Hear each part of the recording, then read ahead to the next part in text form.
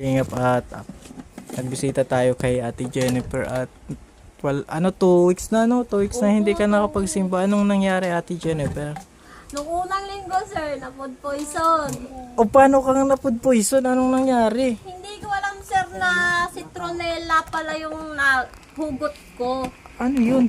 Parang tanglad siya, sir, na hindi. Lasang pampatay pala siya sa mosquito, pantaboy. Yung parang ginagamit sa Saan mo binunot? Saan mo binunot? doon sa likod. Kala mo tanlad.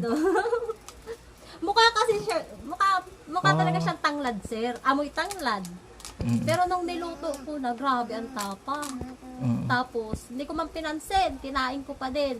Wala mang lasa sa pagkain. Maya-maya kami nila papo, nagsuka na. Pati sila Binigyan ko po. Adi na nagalit sa iyo. Hindi man po. Hindi na. At baka daw kung napano na kami. Oo. Buti na lang okay ka na. Suka, tapos LBM. Pero ngayon wala na. Malinis na. 1 week yun, sir. Opo, okay naman na. Tapos, 1 week kayong sige ang Opo. Nung man, sir, nung itong linggong nakaraan man, wala man masakyan. Tsaka may bagyo man baga. Opo. May bagyo nung nakaraan, mga kalingap. Signal number 1. Walang pa. Kawawang mga bata dito. Yan, at sige pa, ang payo ko lang si Ate Jennifer, tuloy lang ha. Tsaka linisin natin lagi yung yung bigay sa atin ng sponsor na bahay. Ayaw. Kahit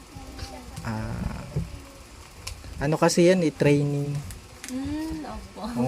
Dati siguro may tagalinis kayo dati, wala naman. Wala man. Saan, sir? Noon dun sa nung sa ka pa, yung paglaki mo. Ay, oo. Doon nasanay ka. Ngayon magti-training mo na naman yung sarili mo niyan. Wala. Ngayon pala ako nag-aaral talaga ng mga ganyan. Paglilinis. Nakita talaga, di man, sir, sa syempre pagkalaking lola baga, spoon talaga siya. Dalawang tampato bilang ani. Sabi ko sa iyo. Tinutol ni Nanay Glo, hindi ko manadala. Pinamigay ko na lang 5 araw ka no. Pamigay ko nga dyan sa mga pamangkin. Ito po mga na natin, ito family sa simbahan. So ngayon nangumusta tayo at ang tawag dito 2 weeks. Miss namin. Pinapagawa natin yung natin. Yung pinapaganda. Ay, oo. Di ba hindi na siya kagaya niya. Maso-surprise tayo sa Sunday mga. Wow! Alin, sir, doon pa rin po sa... Doon pa. Pinapaganda lang natin yung dati baga mga kurkurtina lang. Yung maganda na yun. Ngayon, papakute nyo na, sir. Ay, oo. Cute na. Sayang nga, sir, nung nakaraan baga gusto ko magpunta, yun nga na food poison. Yan pala si this guy. Ay, oo. Di mo siya na-meet. Sayang nga din po. Ayan mga kalingap yung at malinis na. Ganito lang. I-maintain lang natin yung kalinisan. Lagi tayo magpasalamat sa Panginoon. Yan yung mga kailangan natin. Training kasi yan talaga, totoo lang. Yung kasi ang tao sa nakasanayan tayo. Ang paggilos natin kung saan tayo nakasanayan, ganun. Pero kung gusto nating magkaroon ng pagbabago sa iti-train talaga natin yan. Parang trabaho baga, sir. Oo. OJT. Kasanayan talaga, sinasanay lang. Parang tinitrain natin yung sarili natin sa bagong halimbawa. Dati, hindi tayo ang paglilinis lang natin once a week, every two days. Ngayon, everyday na. Iti-train mo yun. Kasi kapag halimbawa, nasanay kang lang yung araw-araw, yung katawan mo mismo maghahanapin na yung parang routine, yung nakasanayan mo. Ganon ang technique ba? Nagpapasalamat niya ako kay Nanay Glo, sir. Kung dahil talaga niya ako iniiba sa bundok, sir, siguro hingalin pa rin ako ngayon.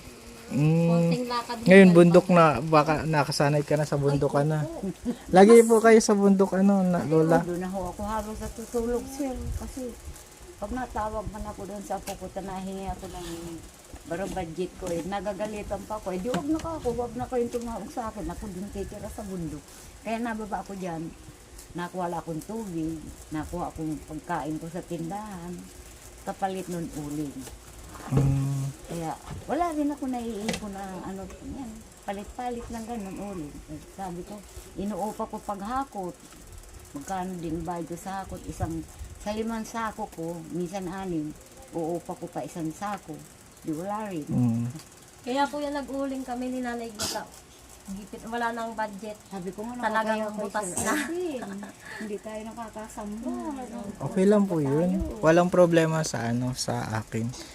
Kumbaga, kaya nga nag-ano ako dito ng musta lang. Kapatid ko, pumunta ka dito sa Maynila, parang hindi ka na muna mag-uling. Bundok, ano po. Ako, sabi ko, parang ayaw ko dyan. Si Lola po ay 78 years old.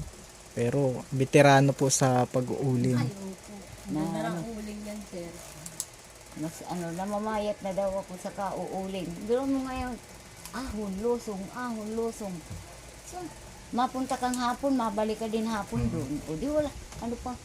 Sabi ko, wala, di tayo maghanap buhay, saan tayo kukuha ng kakainin, alangan man manghingi tayo di sa kapitbahay na. Ang gawa mi namin yan, sir, pag ako may kape, naniglo, halika dito, kape tayo. Pagka ako na wala, doon ako ang... Parang mag-best friend kayo. Parang maglola na kayong totoo. Kaya pagka walang pera ang isa, parehas kami walang pera. Ganun kasi, ano tayo eh. Ganun naman baga, pamilya tayo sa Panginoon, di ba? Opo. Pagkain mo ako 100. Bigyan mo ako 100. Wala akong kakainin, wala akong ulam. Biyadan kita sa Hindi ko man ako biniyadan ng ulo. Anak ng puto sa akin. Kasi tayo, kahit di tayo magkadugo, pero pamilya tayo sa Panginoon. Yun naman yung ng Panginoon baga, love your sister, love your brother, mga ganun. Kaya kayo talaga parang close na close kayo ni Lola Glo. Kahit saan, ano po. Kasi nandito ako na, hinihiyawan ko na yan. Sabi niya ako, kapitbahay. Pintik na bunga nga. Hinihiyawan ko, tabingi. Nagbigay ng baga ako, sir. Oh, ikaw na lang din ang mapaalala, Lola Glo, sa kanya na Ay, naku, sir, araw-araw yan dito, sir. na lagi kasi nasabihin maglinis Opo, ka. kaya araw-araw hindi na ako walis. Tapos nandiyan na Mahangin yan, talaga eh. masabi nga yan, sir, Aki. Linisin mo yung mga bato niyan, alisin mo yan dyan. Ay, opo. Dala ng hangin, bayaan mo yan. Pag nakita yan ng anak ko dyan, sir, na papunta dito, matakbo na yung anak ko, Mama, yaw na si Nanay Glo. Walis na akong dire-diretso kayan. Talaga? Oo, mahihinig na naman ang matanda. Diyan man lang ako na. Pag lusot ko dyan, nakita na kaagad ako dito. Yan talaga kasi parang radyo yan, sir, ay. Kaming dalawa na lang ang magkahampuan. Baka bukas ako makalawa, yung mukha natin magkaisa na. Magkaisa na. Sir. O, baka magkapalitan na. Isang araw, wala kaming tubig. Sabi ko, kaya wala akong tubig. Bigyan mo akong peramin mo. Ako, wala talaga akong... Anong iinumin ko? Tubig sa gripo? Ay, hindi na. Ayoko niyan. Ayun, nakabili man akong tubig. Sabi ko, limpik. Makwapo ko eh, nako, makulit. Nagsusulo-sulo kung akong yaon sa Laguna. May trabaho man yan, sir, kaya lang sir. Dahil mahal man kung baga bilhin. Pakita natin yung regalo ni ate, ni Lola. Meron po ang sa atin si Ay, may Lola. ano pala dyan, sir. Ayan. May sari-sari. Nakakataba po ng puso kasi ito po ay mula Ginilto ko na lang. sa kanilang puso, mga kalingap. Kapag paglinggo po, mga kalingap, may dala-dala sila. Ulam. Dino ako yung kalabasa ko ganyan sir. Tanong kay Jennifer, ang laki. Binigay ko dyan. Ay, si Ate Jennifer may Pwede yung igulay, sir. Ano pa man lang yan. Ayan, mga kalingap po. Ay, lagi ba yan? Kung isang araw kaya. Kahapon baga- Di okay lang ate, Kung isang araw. Okay lang May po. haway ako Sige. doon. Pero, Di okay lang po. Sa sobrang na ito sa akin, sobrang dahil na. pero yung Worth haway it. kasi nakatumba na. Magigiltok na naman. Kaya, Ay, mga kalingap. Sa sunod na pag-akyat namin, sir, ibang gulay naman. Oo. Duman po kami, sir, sa parang yung inulingan ni Nanay Blong pinuntahan natin. kalahati lang yun ang lalakarin namin dito sa kabila. Kaya sobrang layo. Malayo talaga. yun ngayon. Mas Kasi mataas ano po eh. pati. Ahon lusong yun kasi sir.